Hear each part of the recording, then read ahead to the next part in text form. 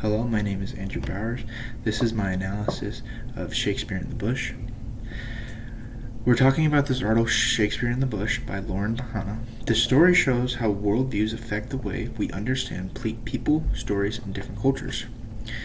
The main idea of this article is that people see their own way through their culture. Bohannan believed that everyone would understand Shakespeare Hamlet in the same way she did. While living with a tribe in West Africa, she told them the story of Hamlet. Instead of agreeing with her, they explained the story based on their own beliefs and experiences.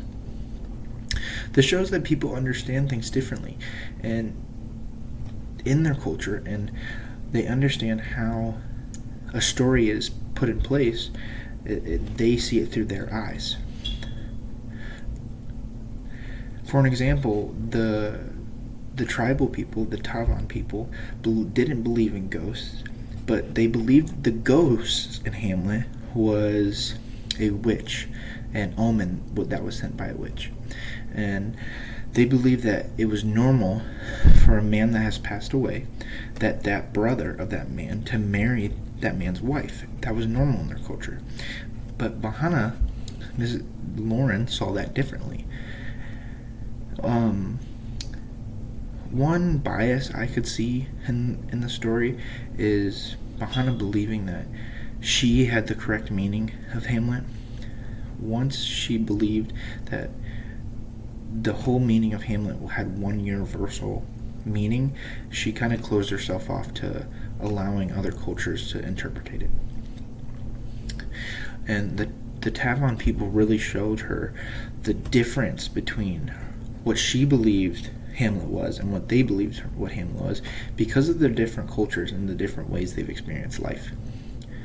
It teaches us that nothing in one culture is not automatically correct. Both the author and the Tavan people believed and interpreted the story correctly in their own way. The story reminds us that people have different cultures and may see a situation totally differently, but at the end of it reaches different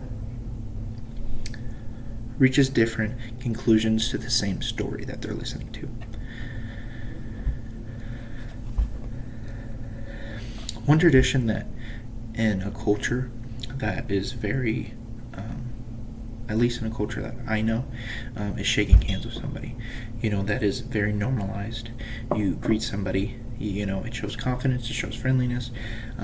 That physical handshake could be taken out of context in a different culture, truly. It could just be the first time meeting somebody, you don't shake their hand. That physical touch isn't needed, so that could be very different in culture. I could definitely see that. One way that cross communication can be interpreted is direct and indirect communication. Somebody who's direct can come off rude or overbearing and seem too directive at somebody. Somebody who's indirect can come off unclear or untrustworthy. The really main reason that these two that I compared are because they're so different in the way people communicate. It really depends on how that person was raised in that culture.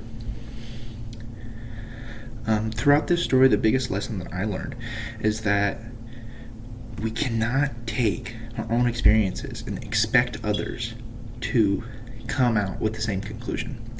We need to ask questions about somebody's culture or the way somebody was raised, and truly that opens up the door for building a strong relationship and communication. And at the end of the day, asking those questions aren't going to hurt anybody, So intercultural communication is the study, and throughout this story, it shows how people interact with each other and how one person's closed-mindedness was opened by listening and hearing out that culture. Thank you guys for listening.